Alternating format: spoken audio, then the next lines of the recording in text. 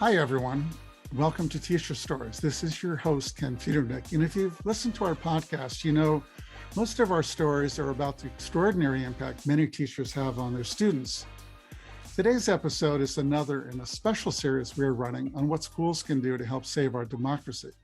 Thus far, we've posted interviews with educators and civic leaders about character education, civic engagement, and restrictions on what teachers can say and do in the classroom.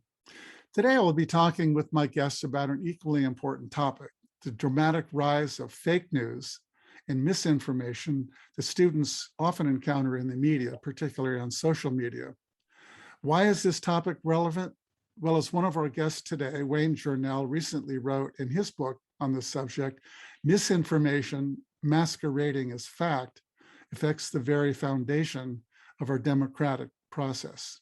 First, I'm pleased to welcome the person I just mentioned, Dr. Wayne Journell. He's professor of secondary social studies education at the University of North Carolina at Greensboro. Dr. Journell is the author of several books, including the book I just referenced that is particularly relevant to today's discussion, Unpacking Fake News, an educator's guide to navigating the media with students.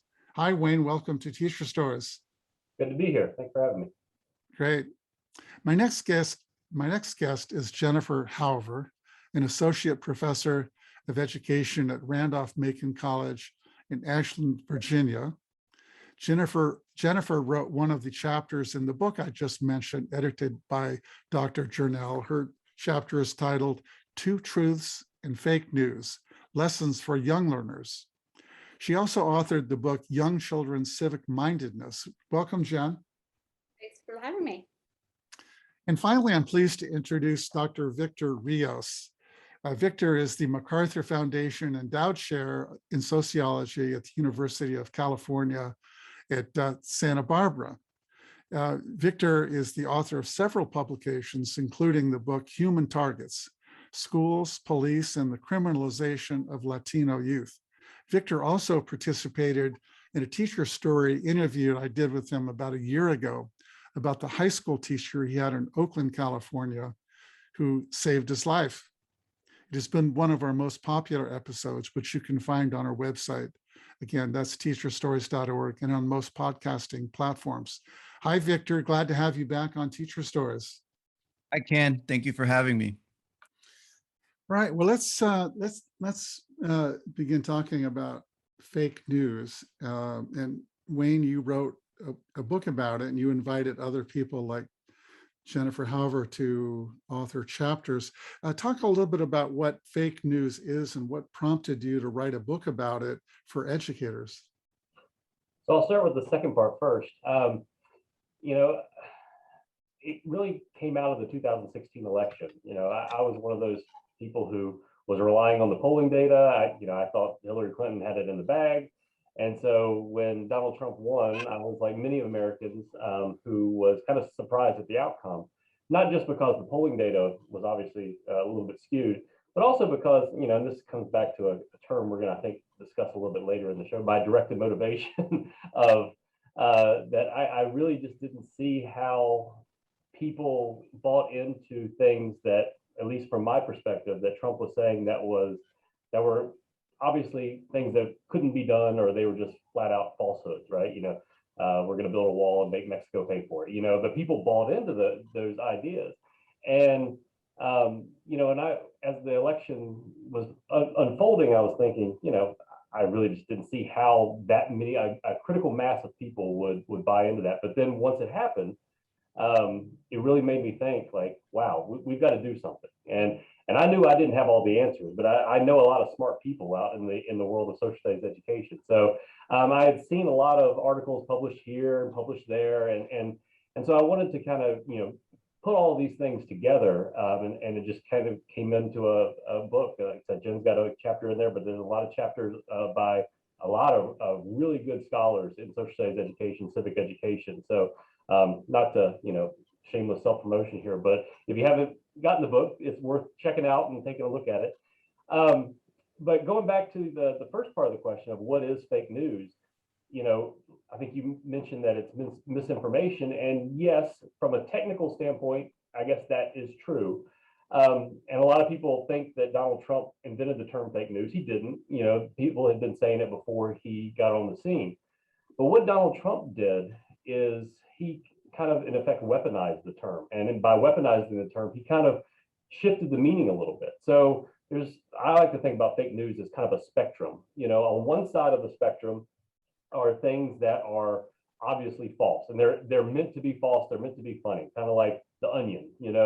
People sharing stuff online that's obviously satire. When I say obvious, though, you have to be in the know. Some people, I know we've all seen somebody share an Onion article thinking it's the truth, right?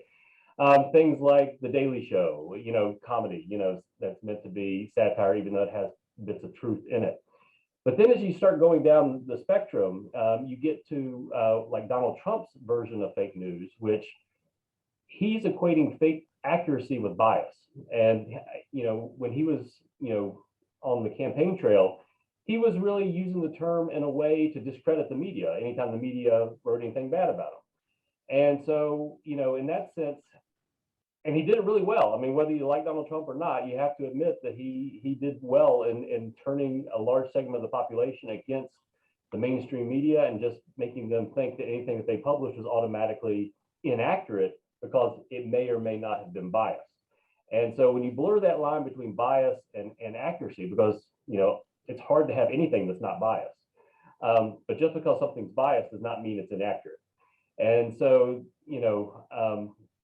so there's, when we talk about fake news, there's this tension between the competing definitions of things that are just crazy and absolutely incorrect and things that are correct, but people choose to dismiss them because they're biased. Thanks for helping me and our listeners understand sort of the difference between just misinformation and fake news, which has sort of a more sinister intent behind it. Sometimes one aspect of fake news that I think is interesting is you're going to be, all of you, talking about how you help students or how educators can help students tell the difference between fake news and what's real.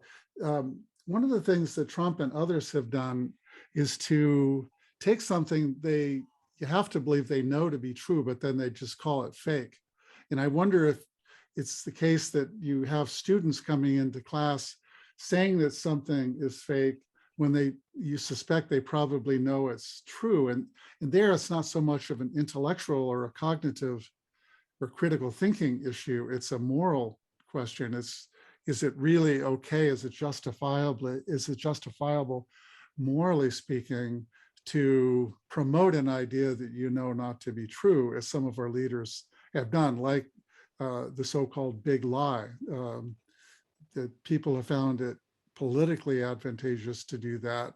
The question is whether it's morally defensible, and what educators at the college level, at the elementary level, at high school level, should be thinking their role is when that kind of thing comes up. Victor, let me just turn to you. You have a lot of students that you see in your sociology classes. I know you also work in teacher education, but talk a little bit about this, how fake news operates in your world as an educator at the college level.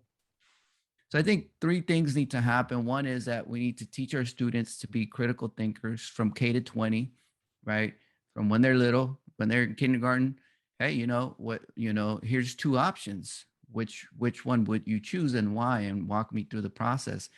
To when they're in, sophomore year of college. Hey, this is the world beyond what we've taken for granted. That our reality is sometimes just part of one truth in the world. Let's explore other truths, right? So the second part of that, right? The first part is to be critical thinkers. The second part is to seek empirical truth, right? Evidence, scientific evidence, utilizing that to find those truths out there based on the evidence, based on facts.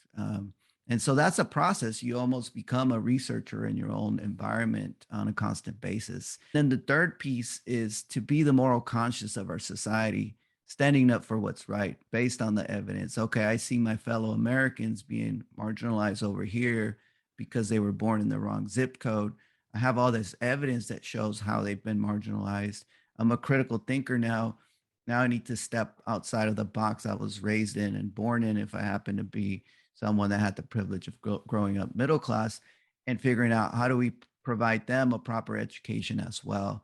So I think those three components are crucial: the critical thinking, the empirical truth, and to be the moral conscience of our society, right? Utilizing facts, science to stand up for a truth. Now, just to address what students come in with, sometimes they'll say, "But you're hurting my feelings. You're not accepting my truth. My truth is that, say, I don't know, in politics, right? The Donald Trump won the election, and it was stolen from him, and so what do you do? So what you do is you acknowledge that it's a perception, right? This is your perception right now. I have a perception, and based on the evidence provided to me, right? It's not that it's your truth and my truth, but this is your perception, my perception. Now let's go look at the evidence, right? What evidence? And so you take them through a systematic approach, and they'll bring you some truths that they have found, and you're like, oh my goodness, this is where these lesson plans are crucial, because the truths they're bringing are from like fake websites, right? And so they start to uncover, and many times some students won't change their perspective, but at least you give them the tools to go forward and find alternative explanations to a reality that maybe someone just handed to them. Victor, I appreciate you alluding to a couple of things. One is that the idea of critical thinking can happen at all levels. And I'm going to turn to Jen Hauver in a minute to talk about what she recommends teachers of young students can do. But also, I think what I appreciate you acknowledge is that teachers in particular have to be sensitive to the people that come into their classes. And if they happen to believe in something that is fake, that there's no evidence to support it, just writing it off and saying that that's a ridiculous point of view, we're not even going to entertain that, is probably going to do more harm than good, because that person isn't going to be any longer interested in evidence and trying to. So you have to maintain a relationship, I would think, and you guys are the experts. If you ultimately hope to persuade people that are buying into something that can't be defended with evidence, if you want them to continue studying it. And so let me turn to you, Jen, and talk a little bit about what Victor said. It really starts at right early on in school. I think when we think about critical thinking, I think many of us think of that's what you start to do with kids in middle school and high school and college. But are young kids, should they be encouraged to think critically about issues of fake news and what's going on in the world? And if so, what do you recommend teachers do? Well, they're thinking about it already, whether we encourage them to or not, right? Right. Students are being bombarded by messages and surrounded by dialogue, conversation around these things all the time, even our very youngest classroom participants. So I would say, yeah, for sure, we need to encourage them, but we also need to help them build the tools, right? So even a 3 or 4-year-old knows there's two sides to every story. When they have a problem on the playground, right? Somebody took my ball. There's two sides right there. And every one of those moments is an opportunity for teachers to engage students in thinking about truth, right? And perspective, and the stories we tell and what we stand to gain from the stories that we tell. I mean, critical thinking is not just being able to weigh evidence, which of course is a really important place to begin, but it's also analyzing sort of the consequences and the intention around things, right? So even if we can say there's a whole lot of evidence to substantiate this argument and not a whole lot to substantiate this one, why does this persist, right? Why do folks put this argument forward? What do they stand to gain? And what do we stand to gain by buying into it ourselves, right? So I think the larger conversation is around how those arguments work, also. And even young kids can start to unpack, why would somebody say what they say? What do they stand to gain from that kind of conversation?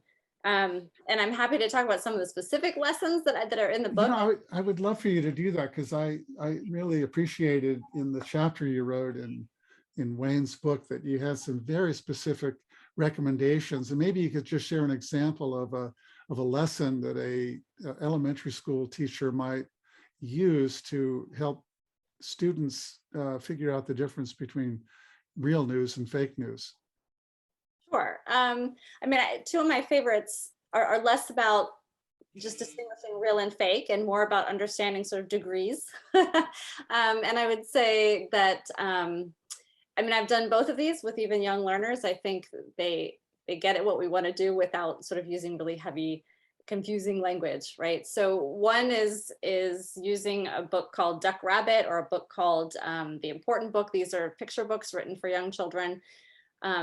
Although I would recommend them for adults as well. I think they're really powerful books, but they invite us to look at things from multiple perspectives. So the Duck Rabbit book you may have seen, it's a drawing, and from one side it looks like a duck, and from another side it looks like a rabbit, and the two characters go back and forth arguing, trying to sort of substantiate which it is.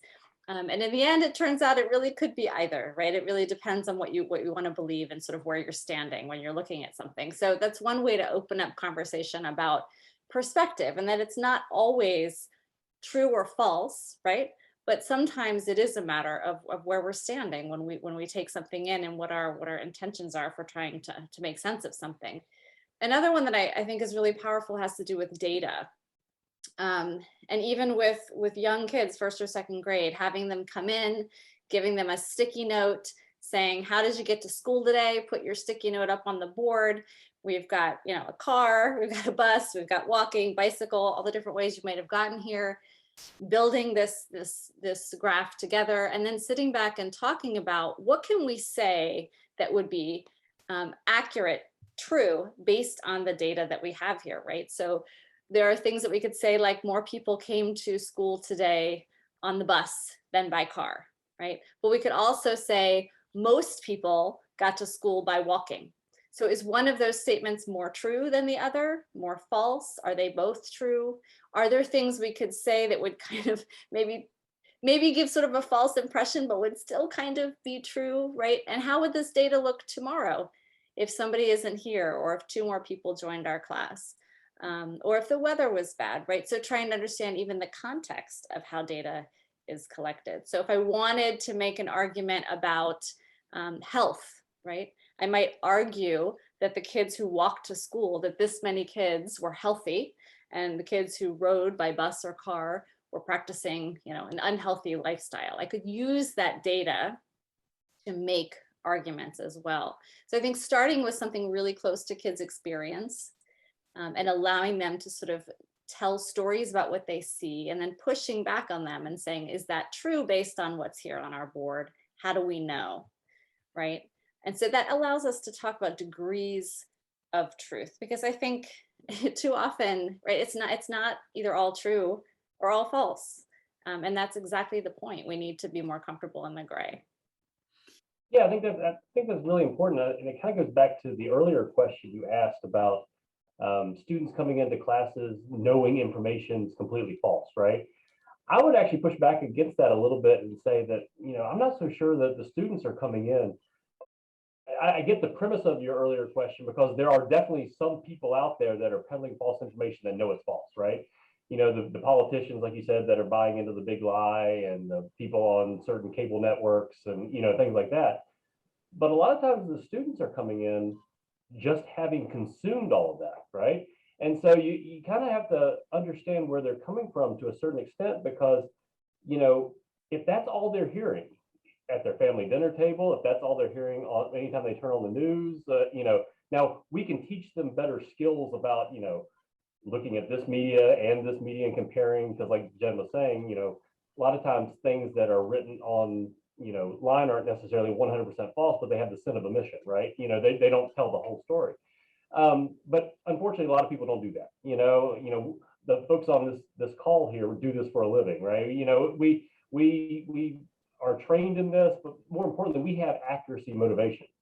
Unfortunately, a lot of people have what's called directed motivation, and it's a psychological thing, and it's not necessarily makes you a bad person, it makes you a human.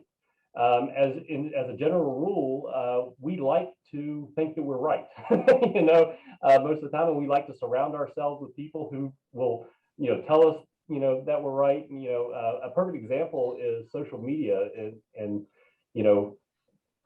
I'm sure some of us on here have unfriended people on social media because they don't like their political views or whatnot. But all that does is put us in an echo chamber.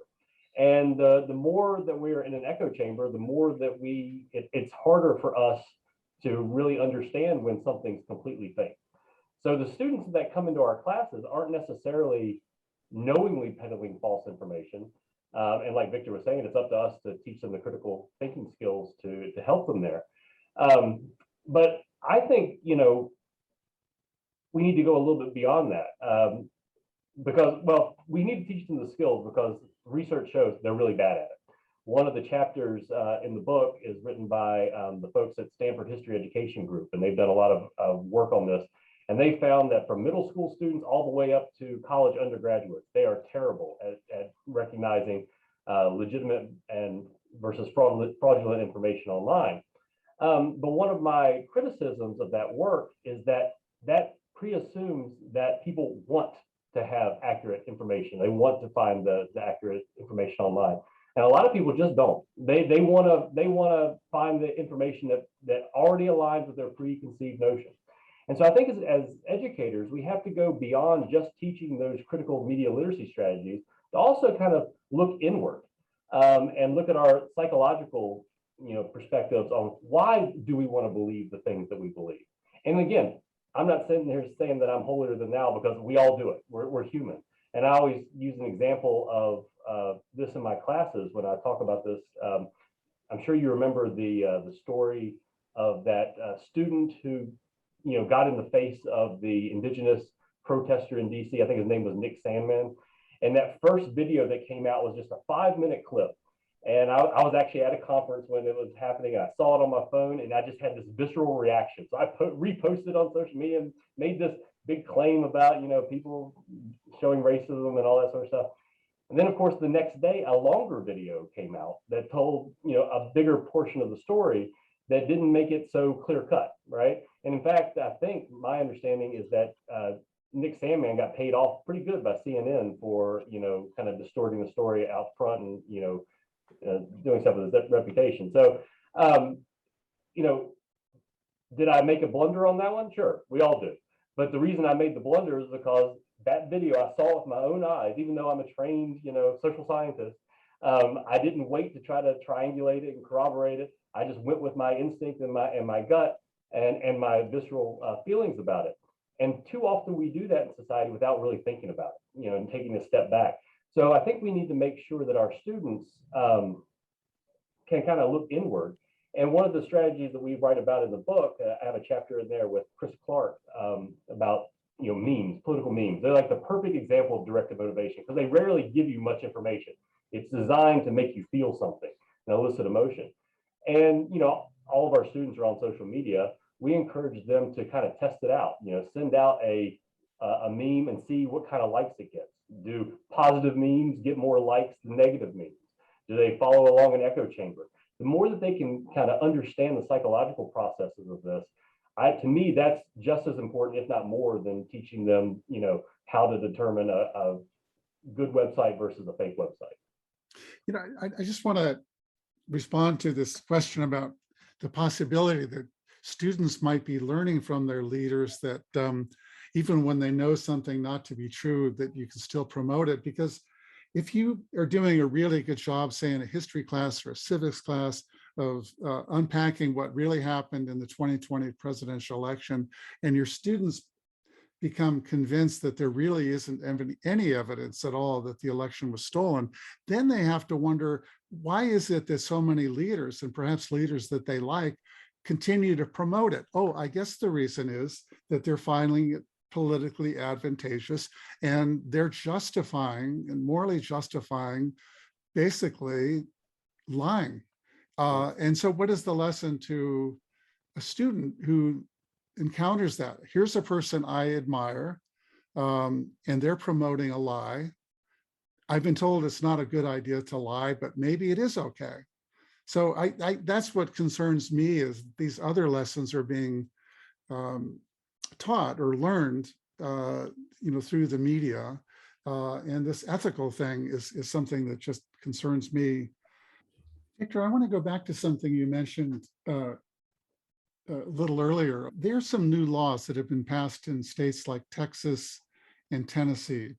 And these laws place some pretty severe restrictions on what teachers can talk about in their classrooms. And one of them in both of those states says that teachers are no longer allowed to promote the idea that America is now or has ever been anything other than a meritocracy. That the way that people get ahead is through hard work, essentially, in their own God-given abilities, I suppose. So you have to sort of wonder what a history teacher would do in talking about the 15th Amendment when Black people got the right to vote, and the 19th Amendment, just literally 100 years ago, women didn't have. So was it prior to that, it was just a meritocracy and there wasn't an effort among any groups? And in the early part of our country, when white property owners and males were the only ones that were allowed to vote, was that really about meritocracy, or was it an effort early on for people to dominate, and then through progress and change? So I just wonder if all of you were worried about laws like that are scaring teachers and saying, gee, if in a place like Tennessee, so far teachers can't be fired, I don't think. But the school districts can lose up to $500,000 if there's evidence that their teachers are violating that part of the law. I'm just wondering if anyone wants to react and say, share your concerns about laws like that. Jen, you want to respond? Yeah, I mean, I find all of that very concerning. I think, though, in my experience, it's sort of a codification of what has already existed. I mean, in many places, either administrators have pressed on teachers to limit what they say, teachers have felt pressed by parents about what they can and can't explore in the classroom. This idea of neutrality, right, is often pushed onto teachers, particularly in the social sciences, that they're supposed to strive for complete objectivity and neutrality, as if that was going to allow them to avoid, right, politics in the classroom. It seems like what lawmakers are doing, as you say, is codifying something that forces history teachers, among others, to either lie about our history or to pass over and ignore large parts of history, because to talk honestly about what happened in the cases of oppression, systemic racism, violates the law and could cost your district and maybe even cost you your own job. Wayne, what are your thoughts about these laws? I think Jen's right on the money. I mean, it's so funny that, they're making laws that say that teachers can't be political, but all they're doing is making this political, right? I mean, even if you taught the standards and taught the text, even if you read word for word from the textbook, it's still a political curriculum because somebody wrote that textbook. Somebody wrote those standards, and unfortunately, and this goes back to Victor's point, the people who write the standards historically have been the people, to the victors go the spoils, right? And it tends to tell a narrative. It doesn't tell the whole narrative of U.S. history and government and things like that. And it's dangerous. And Victor's 100% right about how, teachers can't be neutral, nor should they. I mean, I've sat through many social studies teachers' classrooms who claim to be neutral, but I can sit in the back of the classroom and write down all the time they're not being neutral. I mean, you want to strive to be balanced, but there's no way to be neutral. And going back to this idea that their states are telling teachers they have to teach both sides of an issue, but that's pre-assuming that all issues are open, right? I mean, I always tell my students, because I'm here in North Carolina, that you teach long enough in the South, you'll find someone who will say, oh, slavery wasn't that bad. to me, that is not the time to go, well, that's interesting. Let's talk about that. No, there's no both sides on that, right? Slavery was bad. That's been very well litigated, right? And I think it's very dangerous for states to pass these laws that, I don't know. Like I said, it's not new. Jen's 100% right. It's louder, and unfortunately, I think it's becoming a theme. Wayne, I want to respond to something you just said, because some of the things that these states like Texas and Tennessee, and I think Georgia, a number of other states are, as we speak, are debating and enacting laws that are creating new restrictions like the ones I mentioned. One of the things that a new law in Texas does and one in Tennessee is that it says that, and you alluded to it just a moment ago, is that if teachers do talk about contemporary events, current events, or controversial issues, they have to do it in a way that brings in all sides of the issue. So my first reaction was, so if you were talking about a current event like the January 6th insurrection, would that mean that you have to get the perspectives of people that think that that was a good idea? That seems abhorrent to me that you would do that. But I've been thinking about it just a little bit differently. I would love all of you to respond to this question I have. And that is, when I think about the media, it seems completely inappropriate, irresponsible for the media to think that they need to deal with all issues by always getting another side, if in fact there isn't another legitimate side, if the issue has been settled. And that's basically what you said, Wayne, or at least, but as it applies to journalism. But in the classroom, let's say a teacher is teaching science and a student comes into a science class and said, we're talking about global warming. I think it's a hoax. Now a teacher could say, well, we're not going to entertain that because the scientific community has dismissed it. It's not a hoax. Or I believe that the election was stolen. Now, a large percentage of people in this country, close to like 40% I've read of Republicans, still believe that the election was stolen. So it's not it may be a crackpot theory in the sense that there's no evidence for it, but a lot of people believe it. And I have to believe students coming into classes at the college level, high school level, even elementary level, believe that the election was stolen. Now, a teacher could say, it wasn't stolen, end of story, and we're going to move on. Or maybe teachers should provide space. And Victor, you alluded to it earlier. That's a perception, and I'm going to not disrespect you for having it. But what we are going to do, and what I would encourage you to do, and maybe even demand of you, of the student that claims that climate change is a hoax or the election was stolen, is to come back and provide evidence to support your point of view.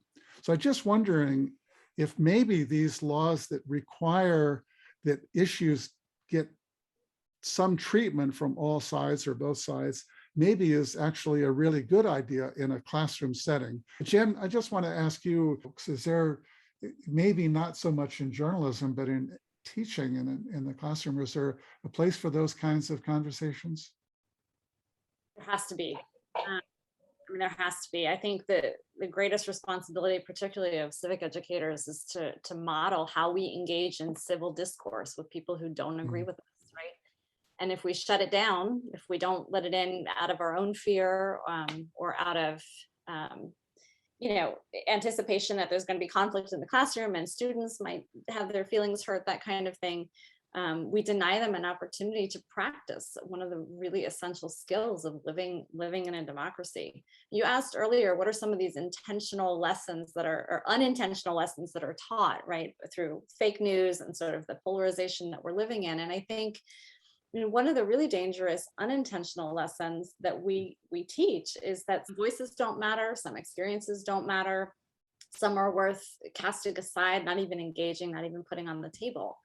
And so we have an opportunity as educators to change our orientation to that, to put those things on the table. And my experience, and I have engaged lessons around climate change with some very adamant folks who want to tell me that it's if the climate is changing, it's God's will, and we have no sort of responsibility to deal with that, or that it is all lies and manipulation and a conspiracy. And but part of what we have to do is not just analyze, where is the substance of that, and is there truth, but where do these arguments come from, and again, like how do they serve us, right?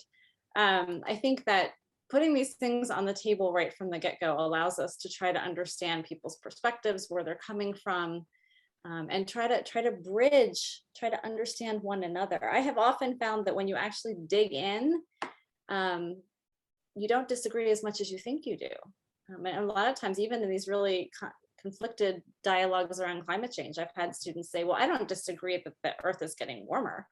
I just disagree that I have a responsibility for that.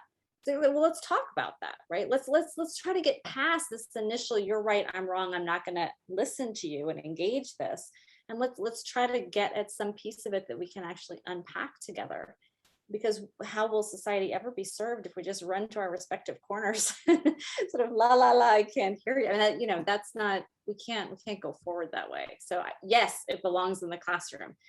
Yes, we need to support teachers in doing that work. No, typically we do not take teachers' backs, and that's an issue. And I would argue that in general, researchers and teacher educators need to be far more politically engaged than we are. One of the big things that teachers are talking about right now is their own fear, their own nervousness of talking about these topics. So it's very important that our teachers feel empowered not to be afraid to talk about these issues, because maybe admin will come after them, maybe the local PTA will come out, maybe the local, the media or snitch them out, or some kid will put them on social media, saying one word, and then they're looking bad, right? So that our teachers feel like they have, that someone's got their back when they're talking about these issues in a way, I wouldn't just say fair and balanced, but in a way that provides multiple vantage points of evidence, which includes the the voices of those that have been left behind and those that have not been on the winning side during these moments of domination in U.S. history. So I think that's crucial. I think we have to make sure that our teachers feel that we got their back. Victor, if I'm a high school civics teacher and you say, and I'm worried about whether I can talk about oppression or systemic racism, or really get my students to think critically about controversial issues, you say you've got my back, but who really does have my back? That's a good question. It should be, the school board. It should be the administrators at the school. It should be the teachers that run each of those departments, that are constantly messaging explicitly, passing resolutions at the school board level, at the principal, vice principal level, explicitly naming it in professional development sessions. Look, if you choose, right, to speak on this very controversial issue, and you're bringing in the research evidence for your students, if something happens, we're going to be here for you. The union will be here for you. We will back you up. So that has to happen up front, and it has to start to be named, because otherwise teachers are going to continue to be afraid. They're going to try to, hide in the neutrality kind of box, and they don't want to do that. They want to be able to engage their students, but they don't want some parent to show up that has some power in the community and then end up, making them look bad. Wayne, when you and I spoke several weeks ago about this, you referred to this as the X factor, is exactly what Victor's talking about. Is what we don't know yet is who's going to step up and encourage and defend teachers who want to do the kinds of things that you've talked about today and you've written about.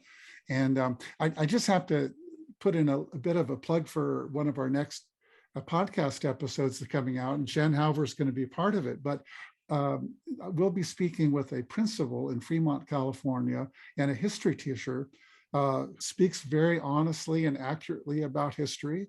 And her principal encourages her, has her back, and he's going to be on with Jen talking about how he does that. And one of the things he talks about is how important it is to establish trusting relationships with your students, so that if you do come in and have different points of view, the teacher, this particular teacher, has such a great relationship with students and parents, and letting parents know what they're doing so that the parents aren't suspicious. They really understand that her job is to teach history accurately and to welcome ideas by students and to deal with them, with her students in a respectful way. So they haven't had any pushback. And this is in a community that's fairly conservative in California.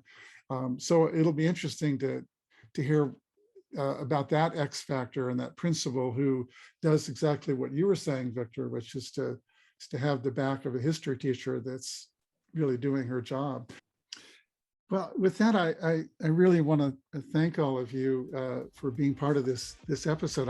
This is crucially important educationally, but way beyond just what happens in our school. It's really about the future of our democracy, and so I want to thank our guests, Wayne Journell, Jennifer Hauver, and Victor Rios for being part of this important conversation. Teacher Stories listeners, you will find all of our episodes about what schools can do to help save our democracy at teacherstories.org and on most podcasting platforms. The audio versions are also available on our website, is in addition to the video versions, which if you want to see the people that are talking, go to teacherstories.org and look under videos and you'll find this episode there so you can see all of us in our this dialogue today. So with that, I'm going to thank all of you. Wayne, Victor, Jen, thanks so much.